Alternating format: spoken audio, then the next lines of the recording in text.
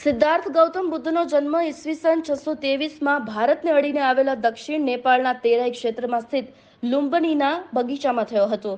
ભારત સહિત વિશ્વભરમાં ઠેર ઠેર બુદ્ધ પૂર્ણિમાની ઉજવણી કરવામાં આવી રહી છે, ત્યારે સુરતમાં પણ બુદ્ધ આગેવાનો દ્વારા ભવ્ય આયોજન કરવામાં આવ્યું. પાંડેસરા નાગસેન નગર બુદ્ધ વિહાર નિઃશુલ્ક શૈક્ષણિક ક્લાસ દ્વારા વહેલી સવારે વિસ્તારમાં ધમ્મપ્રભાત રેલી યોજી હતી.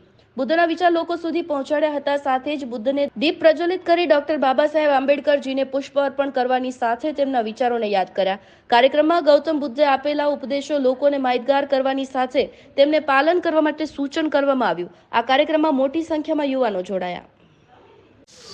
મારું નામ હીરાલાલ દોલત પાનપાલી છે.